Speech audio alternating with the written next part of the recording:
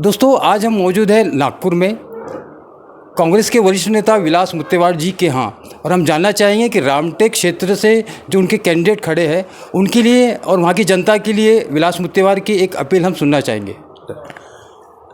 देखिए, रामटेक में इस बार वहाँ से कांग्रेस का पंजा ये अवश्य जीत के आएगा, ऐसे हालात है। और मुझे पूरा भरोसा है कि बहुत दिनों के बाद ये पंजे को लेकर वहाँ के कार्यकर्ताओं में जोश है, और इसी जोश के कारण, इस भावना के कारण लोग जोर से लगे हुए हैं। और दूसरा ऐसा कि जो सरकार विशेष करके ग्रामीण क्षेत्र में वहाँ के प्रश्नों को एड्रेस करने में फेल हुई है, तो शहरों से ज़्यादा गुस्सा ग्रामीण क्षेत्र में है, क्योंकि ग्रामीण के जो प्रॉब्लम है वो खेती के है, किसानों के है, खेतीहर मजदूरों के है, उनके बुआई के है,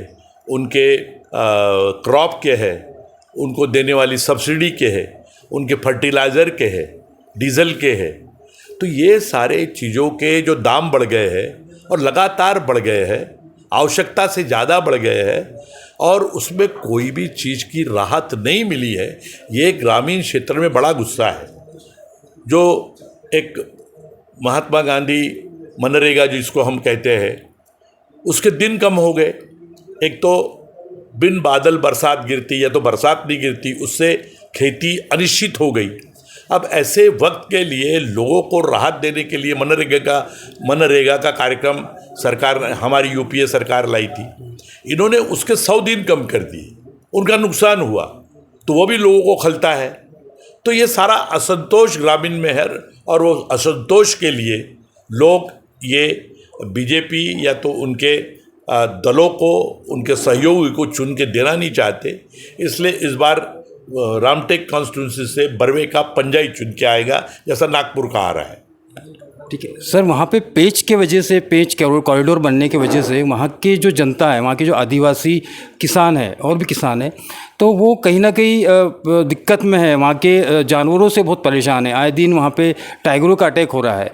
तो क्या अगर वहाँ पे कांग्रेस आती है तो कुछ उनके लिए कांग्रेस का कुछ क्या प्लान रहेगा? नहीं, कांग्रेस क्या है कि ये जो अपना क्षेत्र है, वो तो हमने मांग की थी कि नागपुर को आप टाइगर कैपिटल घोषित करिए। अब घोषित करने के साथ हम एनटीसी का नेशनल जो ये फॉरेस्ट, उसका जो एनटीसी का जो एक कार्यालय की हमने मांग की थी, और यहाँ हमने बनाया था, रमेश जयराम यहाँ आए थे। लेकिन इनकी सरकार आने के बाद वो कार्यालय चला गया। अगर वो कार्यालय यहाँ चलता है तो ये सारे चीज़ों की देखरेख करने का काम, शेर लोगों की आवागमन, उसको रोकने का काम, उनको जिंदा भी रखना है और लोगों को भी जिंदा रखना है। तो ये संतुलन, ये जो एक कन्फ्रंटेशन जो होता है, उसको रोकने की बड़ी जिम्मेदारी सरकार की है। तो उसके तरफ इनका कोई भी ध्यान नहीं है। अब वो टूरिज़्म को तो बढ़ावा देना चाहते। टाइगर कैपिटल जो हमने नारा दिया था, हमने नाम दिया था, उसको ये टाइगर कैपिटल करके उसका मार्केटिंग तो कर रहे, लेकिन ये दोनों में संतुलन करने में यह सरकार को यश नहीं मिला है। धन्यवाद सर।